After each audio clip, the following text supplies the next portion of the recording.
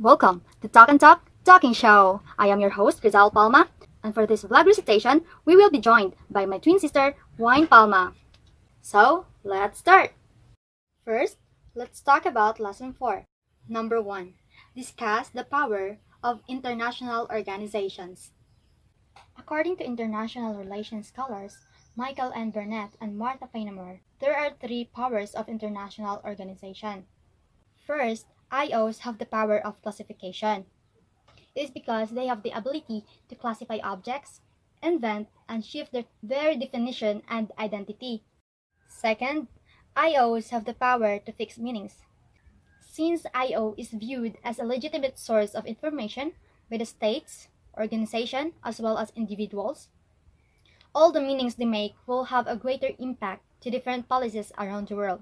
Finally, IOs have the power to diffuse norms. IOs do not only classify and fix meanings, but they also spread and enforce ideas as well as practices to establish global standards. Number 2. Discuss and differentiate comprehensively the organs of the United Nations. UN is divided into 5 active organs.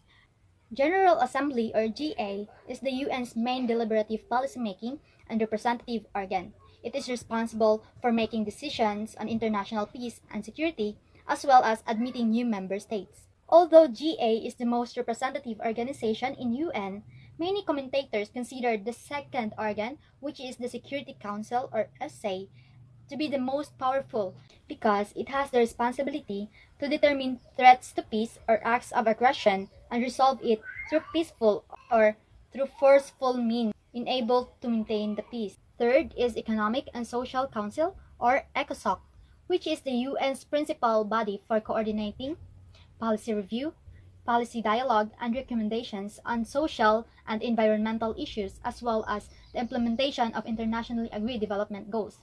Fourth is the International Court of Justice, or ICJ. It is the UN's main judicial organ. It is responsible for settling legal disputes only between nations and not between individuals. The fifth one, or the last one, is the Secretariat, which is the one who's responsible for the day-to-day work of the UN as mandated by the General Assembly or other principal of other 5 organs of the UN. So let's proceed in Lesson 5, Number 1.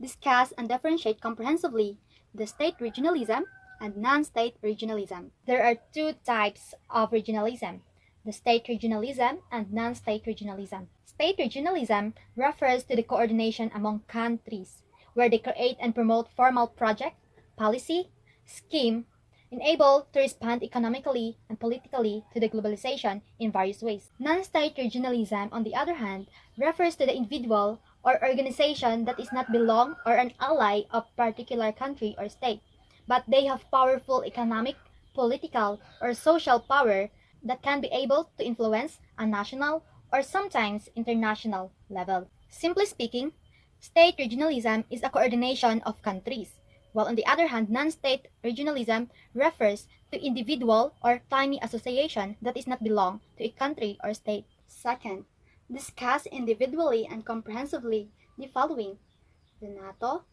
OPEC, NAM, and ASEAN organizations.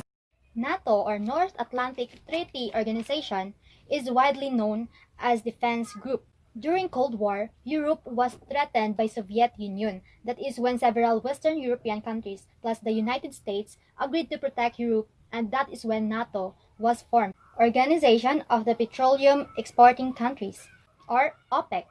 It was established in 1960 by Iran, Iraq, Kuwait, Saudi Arabia, and Venezuela to regulate production and sale of oil. It is also for the reason that they want to pool resources and get better returns for their exports, as well as expand their leverage against trading partners.